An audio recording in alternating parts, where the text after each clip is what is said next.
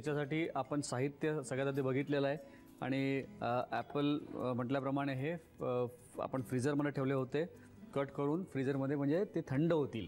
आणि जर तुम्हाला आईस वापरायचं असेल तर, बर्फ वापरायचा असेल तर तुम्ही त्यात ॲड करू शकता. 2-3 क्यूब्स तुम्ही टाका, पण मी बर्फ टाकणार नाही आहे. मी इथे हे बदाम घेणार आहे. बदाम मी गरम पाण्यात भिजत ठेवले होते. एक 15-20 मिनटं गरम पाण्यात भिजल्यानंतर त्याचं साल आहे ते काढून घेतलेलं आहे, ते मी टाकणार आहे. एक 7-8 बदाम टाकणार आहे, 8-10 पीस. नंतर मी याच्यात टाकणार आहे हे जे सफरचंदाचे तुकडे, थोडेसे मी लहान करतो आहे. थंड आहेत ते, पण तरी पण थोडेसे लहान करू आपण.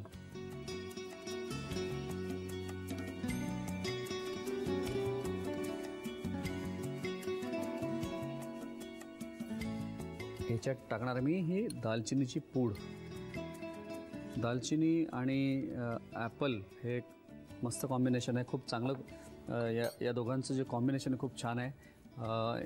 ॲपल पाय करताना पण दालचिनी हा एक महत्त्वाचा घटक आहे त्याच्यामधला, खूप छान लागतं टेस्ट. याच्यात टाकणार आहेत आपण शुगर फ्री टाकणार आहे मी. आपल्या आवडीप्रमाणे किती कमी जास्ती तसं तुम्ही टाकू शकाल. दूध सारखी क्वांटिटी घेतो आहे मी, सोया मिल्क आणि लो फॅट मिल्क.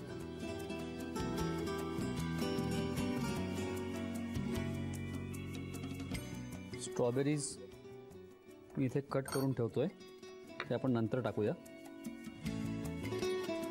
मी हे या शेकमध्ये टाकत नाही स्ट्रॉबेरी, कारण की ह्या स्ट्रॉबेरीज दिसल्या पाहिजे आणि हा जो मिल्कशेक पिताना त्याची चव जाणवावी त्या दृष्टीने मी हे चॉप करून घेतो आहे, कापून घेतो आहे.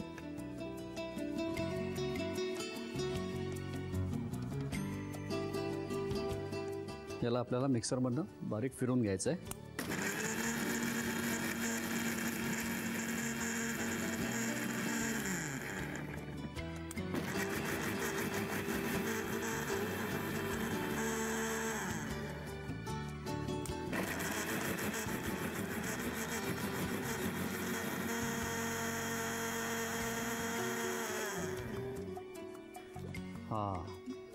मिल्कशेक आपला तयार झालेला आहे. तुम्ही बघितलं की आपण जे सफरचंद घेतले ते सालासकट मी घेतलेलं आहे, कारण सालामध्ये बरेच चांगले गुणधर्म आहेत सालामध्ये सफरचंदाच्या, त्याच्यामुळे साल मी तसंच ठेवलेलं आहे. आणि या स्ट्रॉबेरीज ज्या आहेत कट केलेल्या आहेत त्या याच्यात टाकू आपण.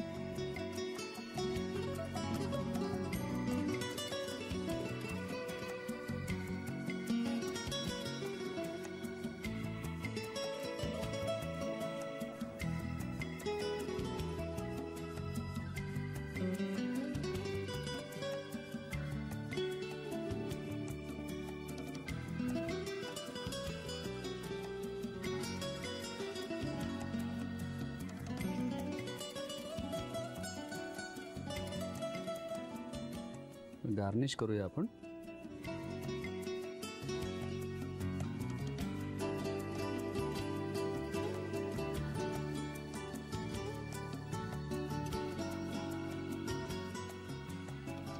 क्या बात आहे. तयार आहे आपला ॲपल आणि सोया मिल्कशेक. तुम्ही साहित्य आणि कृती लिहून घ्या. ॲपल अँड सोया मिल्कशेक बनवण्यासाठी लागणारं साहित्य: सफरचंदाचे तुकडे, low fat milk, soya milk, भिजवलेले बदाम, स्ट्रॉबेरी, शुगर फ्री आणि दालचिनी पावडर. कृती: प्रथम मिक्सरच्या भांड्यामध्ये भिजवलेले 7 ते 8 बदाम, फ्रीजमध्ये ठेवून थंड केलेले सफरचंदाचे तुकडे, दालचिनी पूड, शुगर फ्री, लो फॅट दूध आणि सोया मिल्क घालून हे मिश्रण मिक्सरमधून वाटून घ्यावं. मॉकटेल ग्लासला तळाशी स्ट्रॉबेरीचे तुकडे घालावेत, त्यावर ॲपल अँड सोया मिल्कशेक घालावा, वरून स्ट्रॉबेरीच्या तुकड्यांचं गार्निशिंग करून मिल्कशेक सर्व्ह करावा.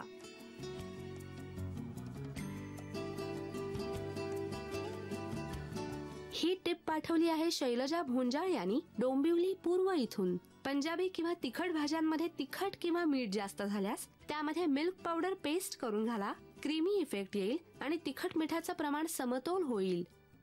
डायबिटीजमध्ये फक्त साखरच कमी खावी असं नसतं, तर एकंदर आहारच तुमचा जो असतो तोच बॅलन्स असला पाहिजे याची आपण काळजी घेतो.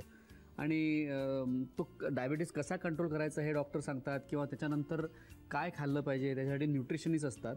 पण एक काळजी घेतली पाहिजे की डायबिटीस कसा होणार नाही याचीच आपण पहिल्यापासून काळजी घ्यायला पाहिजे. आता माझं प्रोफेशन हे खाण्याशी निगडीत आहे. लोकांच्या चवी आणि त्यांच्या आवडीनिवडी पुरवणं हा माझा पेशा आहे. पण कुठेतरी असं वाटतं की जास्ती सॅटिस्फाईंग आणि जास्ती चॅलेंजिंग आहे गोष्ट की त्यांची तब्येत सांभाळून वेगवेगळ्या चवी निर्माण करणं.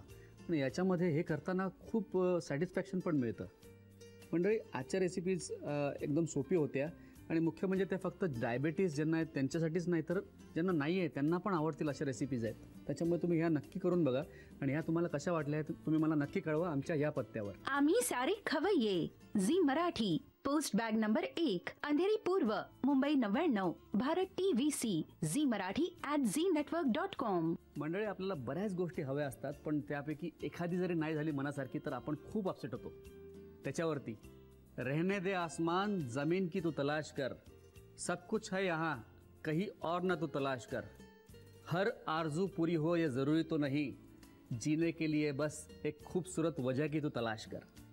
मंडळी, भेटूया पुढच्या भागात. आणखीन 2 मस्त इंटरेस्टिंग रेसिपीज घेऊन मी परत येणार आहे तुमच्या भेटीला. तोपर्यंत मस्त खा आणि स्वस्त राहा. नव्या नव्या चवी ढवी वेचल्या ह्या तुम्हासाठी